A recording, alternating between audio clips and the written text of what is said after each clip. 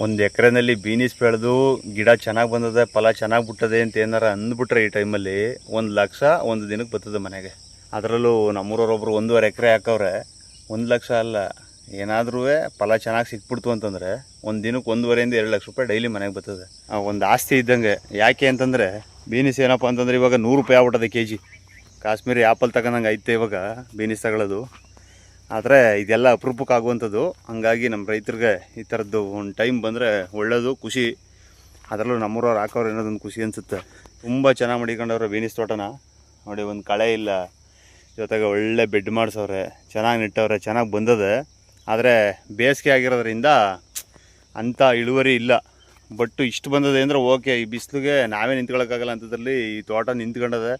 ತುಂಬ ಚೆನ್ನಾಗದೆ, ಒಳ್ಳೆ ಲೆಂತ್ಗೆ ಸೂಪರಾಗಿ ನೆಟ್ಟವ್ರೆ. ಮಾತ್ರ ಒಳ್ಳೆ ಪಟ ಹೊಡಿಸಿ. ಇಲ್ಲೊಂದು ಸ್ವಲ್ಪ ಕೋಲ್ಡ್ ಏರಿಯಾ, ಹಂಗಾಗಿ ಚೆನ್ನಾಗಿ ಬಂದದೆ ಗಿಡಗಳು. ನೋಡಿ, ಈಗ ಬೀನಿಸ್ ಕಾಯ ಹುಡ್ಕುವಂಗೆ ಆಗದೆ. ಯಾಕೆಂದ್ರೆ 100 ರೂಪಾಯಿ ಆಗ್ಬಿಟ್ಟದಲ್ಲ kg. ಹುಡ್ಕುವಂಗೆ ಆಗದೆ, ಎಲ್ಲವೇ ಹುಡುಕ್ಬಿಟ್ಟು ಕುಯ್ಯುವ ಅಂತ ಅನಿಸುತ್ತೆ. ಮೊದಲನೇ ಕೊಯ್ಲು ಈ ಕೆಳಗಿಂದ ಇಲ್ಲಿ ಮಧ್ಯ ಕಂಟ್ಲು ಮೊದಲನೇ ಕೊಯ್ಲು ಕುಯ್ತಾರೆ. ಆಮೇಲೆ ಇಲ್ಲಿಂದ ಇಲ್ಲಿವರೆಗೂ ಒಂದು ಕೊಯ್ಲು ಕುಯ್ತಾರೆ. 3ನೇ ಕೊಯ್ಲಿಗೆ ಕೆಳಗೆ ಇರುವಂಥವು ಮತ್ತು ಮೇಲೆ ಮಿಸ್ ಆಗಿರುವಂಥವು ಜೊತೆಗೆ ಇಲ್ಲಿ ಟಾಪಿಗೆ ಬರ್ತಾರೆ.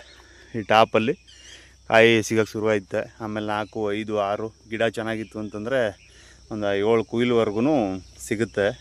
ಪುನಃ 1.5 2 ತಿಂಗಳ ಮೇಲೆ ಗಿಡ ಮತ್ತೆ ಒಡೆದು ಬಿಡುತ್ತೆ.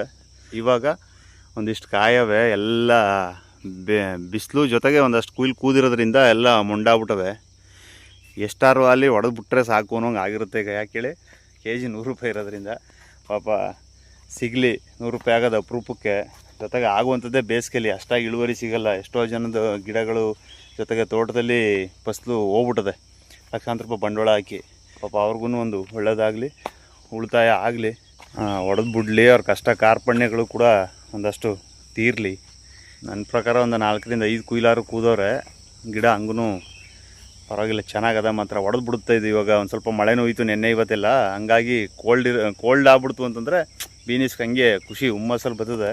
ಅವ್ರಿಗೆ ಇನ್ನೊಂದಷ್ಟು ದುಡ್ಡಾಗಲಿ ಅಂತ ಕೇಳ್ಕೊಳ್ತಾ, ಪ್ರೇಮ್ ಕುಮಾರ್, ನೇರಳೆಕೆರೆ, ಮಂಡ್ಯ. ಎಲ್ಲರಿಗೂ ನಮಸ್ಕಾರ.